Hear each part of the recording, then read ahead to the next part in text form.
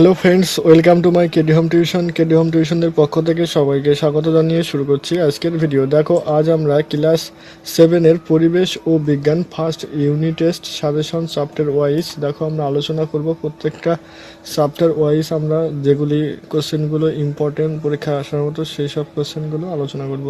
দেখো, প্রথম চ্যাপ্টার হচ্ছে তাপ। এখান থেকে দেখো একেরটা সঠিক উত্তরটি নির্বাচন করো। দেখো, এক কঠিন তরলে পরিবর্তিত হওয়াকে কি বলা হয়? বলে গলন, না বাষ্পীভবন, না ঊর্ধ্বপতন, না ঘনীভবন। তা হচ্ছে গলন বলা হয়। তারপর দেখো, বরফ গলনের শীতল তাপ 40 ডিগ্রি ক্যালোরি গ্রাম, অর্থ হচ্ছে কি 1 গ্রাম বরফ গলে সমপরিমাণ উষ্ণতায় 1 গ্রাম পরিমাণত হতে হলে পরিবেশ থেকে 40 ক্যালোরি তাপ গ্রহণ করবে। না বি, 1 গ্রাম বরফ থেকে গলে সম উন্নয়ন 1 গ্রাম জলে পরিণত হলে পরিবেশের 40 ক্যালোরি বর্জন করবে। না 1 গ্রাম বরফ থেকে 25 ডিগ্রি সি উষ্ণতায় 1 গ্রাম জল পেতে হলে বরফে 40 ডিগ্রি ক্যালোরি। না ডি, 1 গ্রাম বরফ থেকে 25 ডিগ্রি সি উষ্ণতা।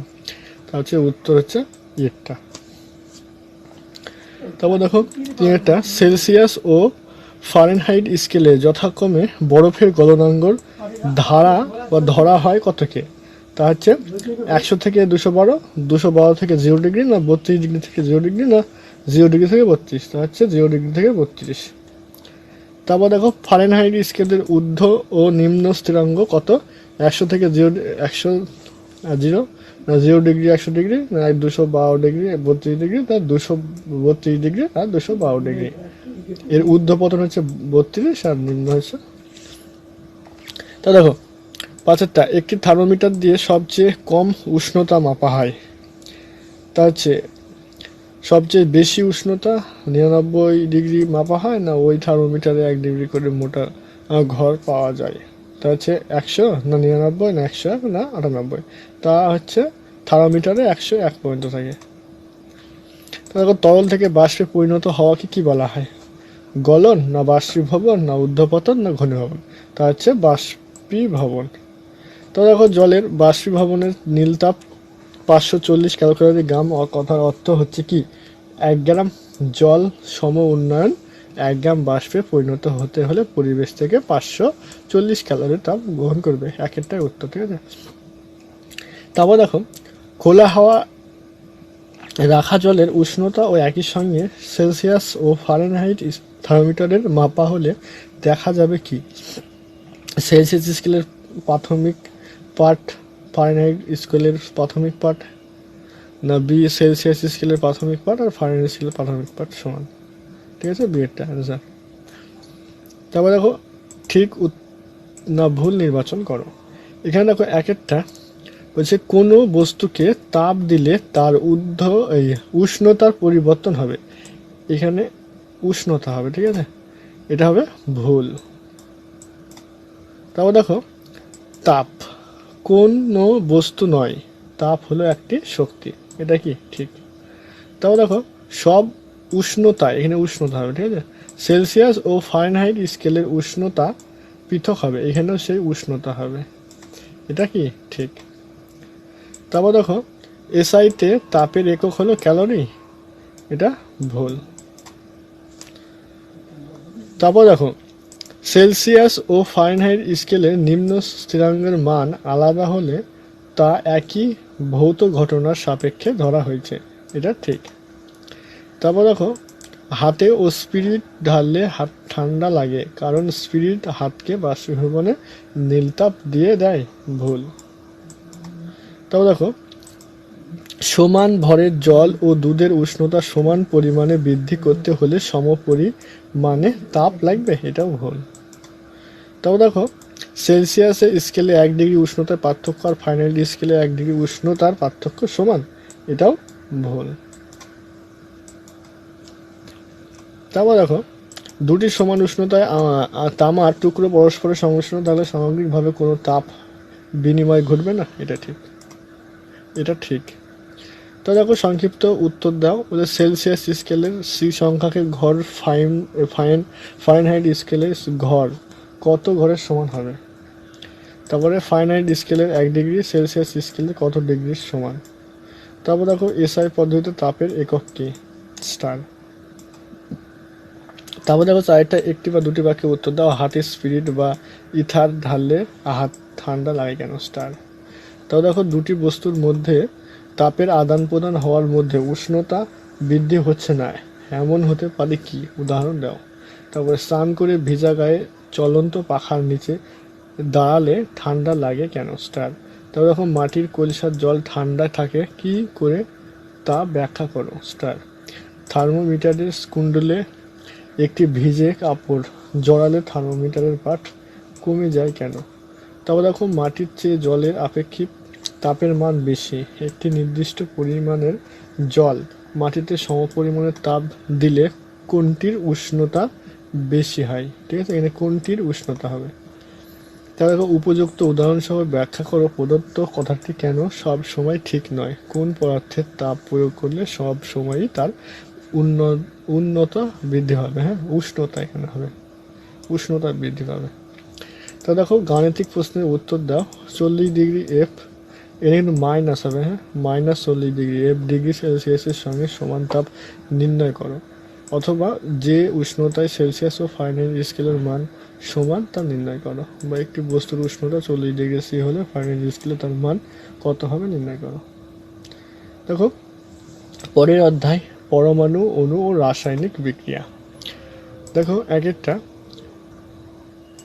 যে মৌলটির নাম ল্যাটিন ভাষা তার নাম থেকে গৃহীত হয়েছে তার চিহ্ন কি? ল্যাটিন, তা হচ্ছে পিইউ না ইউ না এইচ জিএল। ঠিক আছে। তারপরে একটি কার্বন পরমাণুতে 6টি প্রোটন, 6টি নিউট্রন ও 6টি ইলেকট্রন আছে, এর মোট মোটামুটিভাবে ধরে নাও 6টি প্রোটনের ভর না 6টি প্রোটনের ভর ও 6টি নিউট্রনের ভর, 6টি প্রোটনের ভর না ইলেকট্রনের ভর, 6টি নিউট্রন না নিউট্রন। তা হচ্ছে 6টি প্রোটন আর 6টি নিউট্রনের ভর। ঠিক আছে। তারপরে সোডিয়াম বোমাইডের সংকেত কি? Na2Br2 না Na2Br না NaBr2। তারপরে উত্তর হবে শেষেরটা, হ্যাঁ, NaBr। তারপর দেখো অ্যালুমিনিয়াম অক্সাইডের সংকেত কি? অ্যালুমিনিয়াম অক্সাইডের সংকেত AiO, Ai2O না Ai2O3। তা হচ্ছে Ai2O3। তারপরে দেখো একটি বিয়োজন বিক্রিয়ায় সমীকরণের উদাহরণ কি? তা হচ্ছে দেখো MgCO3। তো দেখো সোডিয়ামের পরমাণু ক্রমাঙ্ক কত? তা হচ্ছে 11 এবং ভর সংখ্যা 23 হলে একটি সোডিয়াম পরমাণুতে কতটি থাকে? তা হচ্ছে 11টি প্রোটন ও 11টি ইলেকট্রন আছে। ঠিক আছে। তারপর দেখো ঠিক ভুল নির্ণয় করো। সোডিয়াম ক্লোরাইডের চোখে দেখার মতো নমুনার বহু লক্ষ কোটি Na+ ও Ci এর আয়ন থাকে, এটা ঠিক। ঠিক আছে, এটা ঠিক। তারপরে ফেরাস যৌগের চেয়ে ফেরিক যৌগে আর আয়রনের যোজ্যতা কম, ভুল। তারপর দেখো Cl, Ci2, তারপরে Na2SO4, CaSO4 এগুলি বিক্রিয়াটি বিনিময় বিক্রিয়া, এটা ঠিক। কঠিন এবং গলিত অবস্থায় সোডিয়াম ক্লোরাইডের মধ্যে Na+ Ci আয়রন থাকে। ঠিক আছে। দেখো কঠিন সোডিয়াম ক্লোরাইডের মধ্যে অণুর কোনো অস্থির নেই, এটাও ঠিক। সংক্ষিপ্ত উত্তর দাও। সমীকরণের ব্যালেন্স করে লেখো। তারপরে কোন পরমাণু ক্রমাঙ্ক বলতে কি বোঝো? তারপরে একটি প্রত্যক্ষ সংযোগ বিক্রিয়ার সমীকরণ লেখো। তারপরে প্রত্যক্ষ সংযোগ বিক্রিয়া বলতে কি বোঝো? প্রত্যক্ষ সংযোগ বিক্রিয়াটির একটি উদাহরণ দাও। তারপরে একটি বিনিময় বিক্রিয়ার সমীকরণ লেখো। একটি বিয়োজন বিক্রিয়ার সমীকরণ লেখো। সমীকরণের মতবিধা দেখো, সমীকরণটির সমতা বিধান করো। হ্যাঁ, এটা আছে, এটা সমীকরণ। তারপর দেখো কিউপিক ক্লোরাইডের জলীয় দ্রবণে জিঙ্কের টুকরো যোগ করলে কি ধরনের বিক্রিয়া হবে? বিক্রিয়াটির সমীকরণ দেখাও। তারপরে সংকেত লেখো ম্যাগনেসিয়াম ক্লোরাইড আর সোডিয়াম সালফেটের। তাও দেখো তুতের জলীয় দ্রবণে একটা লোহার পেরেক ডুবিয়ে দিলে কিছুক্ষণ পরে কি পরিবর্তন দেখবে, এটি কি ধরনের বিক্রিয়া? বিক্রিয়াটির সমীকরণ দেখো। তাও দেখো পরমাণুর ভর মোটামুটিভাবে তার নিউক্লিয়াসের ভরের সমান, কথাটির সম্পর্কে যুক্তি দাও। তো দেখো সমীকরণটি সমতা বিধান করো। তারপরে আমরা পরের অধ্যায় মানুষের খাদ্য। দেখো সঠিক উত্তরটা নির্বাচন করে। রাতে চোখে দেখতে সমস্যা হয় যে ভিটামিনের অভাবে, তা হচ্ছে ভিটামিন ই, সবাই জানে। তবে দেখো এমন একটি খাদ্য উপাদান যা থেকে শক্তি পাওয়া যায় না, তা হচ্ছে প্রোটিন, কার্বোহাইড্রেট, ভিটামিন। ভিটামিন থেকে কি শক্তি পাওয়া যায় না। তবে দেখো একটি প্রক্রিয়াজাত খাদ্যের উদাহরণ দাও। আনারস, আম, আনারসের জ্যাম, কোল্ড ড্রিঙ্কস। তা হচ্ছে একটি প্রক্রিয়াজাত খাদ্যের উদাহরণ দাও, তা হচ্ছে আনারস। তবে গয়টার হয় যে খাদ্য উৎপাদনের অভাবে, তা হচ্ছে আয়োডিন। শূন্যস্থান পূরণ করো। দৌড়াতে গেলে কি হয়? শক্তির প্রয়োজন হয়। তারপরে মাড়ি ফোলা ও রক্ত পড়া হয় ভিটামিন সি এর অভাবে। ভিটামিন ডি একটি ফ্যাটে দ্রব্য। প্রোটিনের অভাবে কী রোগ হয়? মেরাসমাস। চুল ও নখ কেরাটিনের অভাবে প্রোটিন থাকে। আয়রন থাকে অক্সিজেন। ঠিক ভুল। কমলা লেবু থেকে পাওয়া যায় ভিটামিন বি কমপ্লেক্স, এটা ভুল। তারপর একটি খাদ্য থেকে একাধিক খাদ্য উৎপাদন পাওয়া যায়, যেতে পারে, ঠিক। তারপরে ভিটামিন ডি এর অভাবে বেরি বেরি রোগ হয়, ভুল। সংক্ষিপ্ত উত্তর দাও। দেখো কোন ভিটামিনের অভাবে ক্ষতস্থানে রক্ত জমাবে? Vitamin K. মানুষের দেহে আয়োডিনের একটি কাজ হচ্ছে মানসিক বুদ্ধি, চিন্তা ও বুদ্ধি নিয়ন্ত্রণ। জলে দ্রবণীয় এমন একটি ভিটামিনের নাম লেখো। Vitamin C. তারপরে আম দিয়ে তৈরি একটি প্রক্রিয়াজাত খাবারের উদাহরণ দাও। আমের জেলি। যে একটি বা দুটি বাক্যে উত্তর দাও। দেখো হাড় ও দাঁতের গঠন ঠিক রাখা কোন কোন ভিটামিনের কাজ। তারপরে ভিটামিন বি কমপ্লেক্সের অভাবে কী কী উপসর্গ দেখা দিতে পারে। তারপর দেখো ফাইটোকেমিক্যালস আছে এমন দুটি খাবারের নাম লেখো। তারপরে মেরাসমাস রোগের ক্ষেত্রে কী কী লক্ষণ দেখা যায়। বিভিন্ন খাবারের উপস্থিতিতে ফাইটোকেমিক্যালস আমাদের কীভাবে সাহায্য করে। তবে খাদ্যতত্ত্ব পাওয়া যায় এমন দুটো খাবারের নাম লেখো। তবে ভিটামিন সি এর উৎসের নাম লেখো। তবে দেখো রোজ চাউমিন, এগরোল, পেস্ট্রিজ, বিরিয়ানি ইত্যাদি ফাস্টফুড জাতীয় খাবার থেকে কী কী ক্ষতি হতে পারে। কী কী উপায়ে ফিল্টার যন্ত্রের সাহায্য ছাড়াই বাড়িতে বিশুদ্ধ পানীয় জল তৈরি করা যায়। তারপরে কুয়াশিকর রোগ কেন হয়? এই রোগে কী কী লক্ষণ দেখা যায়। তোমাদের দেহ থেকে কোন কোন উপায়ে জল বাইরে বেরিয়ে যায় ব্যাখ্যা করো। তারপরে মানবদেহে ফাইটোকেমিক্যালসের ভূমিকা লেখো। প্রাণীদেহে লিপিডের বিভিন্ন প্রকার কাজের উল্লেখ করো। তারপরে দেখো জীবদেহে জলের যে কোনো তিনটি ভূমিকা লেখো এবং মানবদেহে লিপিডের ভূমিকা লেখো। Very very star.